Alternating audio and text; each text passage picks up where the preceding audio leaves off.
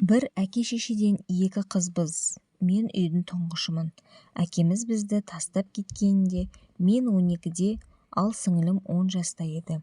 Әкем ауруханада дәрігер, ал анам мұғалім боп істейтін.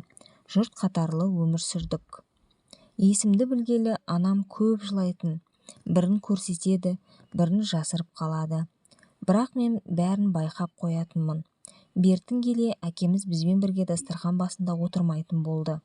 Жұмысқа кеттім деген сылтаумен апталап үйге келмей қоятын. Ол жұмысқа кеткенде анамыздың көңіл күйі болмай, тамақ ішпей қалатын. Бір күні үйде үлкен жиналыс болды. Атам мен әжем, әкемнің бауырлары, мамамның әпкесі, ағасы келді. Түсінгенім, әкем басқа бір әйелдің үйінде тұрып жатыр екен. Ақмақ болма, отбасыңды сақта деп ұрысты атам. Нағашыларым да ұрысып, үйдің іші азан-қазан болды. Бірақ әкем, мен енді бұл үйге келмеймін. Ол әйел маған ұл туып береді деп ештеңеге қарамай шығып кетті.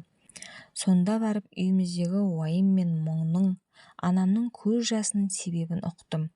Туыстарымыздың ақыл айтып араласқанынан еш оң нәтиже шықпады. Анам әкемнен күдер үзбеді. Ол келеді, әлі осы істеген үшін өкінеді. Миын айналдырып қойды оның деп отыратын.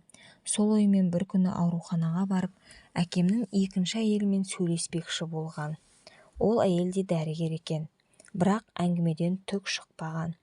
Есесіне үйге екі көзі қанталап әкем келіп, анамды ұрып соғып, маған да әйеліме де тыныштық беріңдер деп қолына түскен заттың бәрін қиратып, түк болмағандай шығып кетті. Сол кезде анам, екі қызыңды адам құрлы көрмей, ұл деп кеттің бе? Ендеше сені Құдай тапсын, бірің екі болмасын деп қарғады. Мен де бақытсыз боп өт дедім дауыстап. Сіңілім әкемізге жақын еді. Олай айтпаңдаршы деп жылап қалды. Бір жылдан соң әкеміз екінші әйелімен Алматыға көшіп кетті.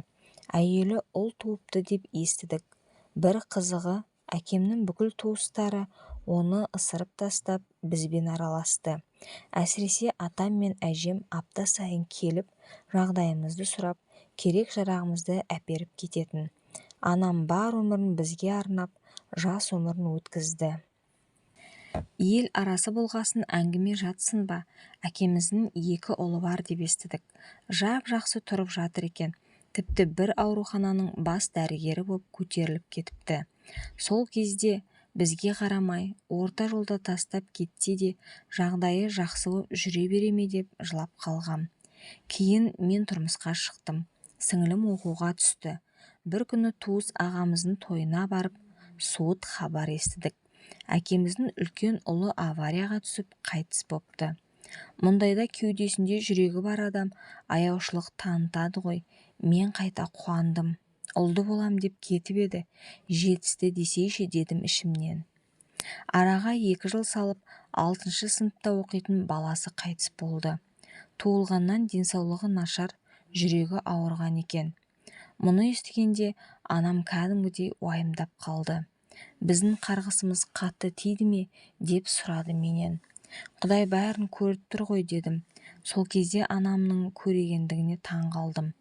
Өзін жылатып, қаншама азап тартқызған адамға жаны ашып, көзіне жас алды.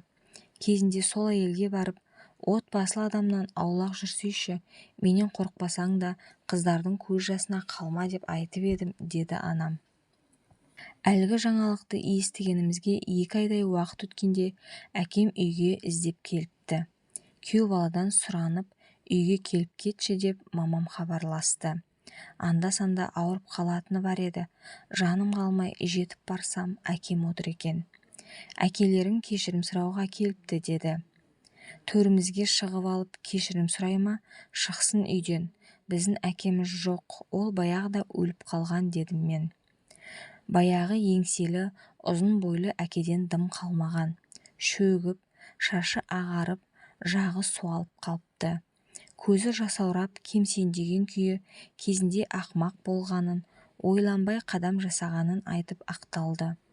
Оның бір күні осылай сүмірейіп келетінін ішім сезетін.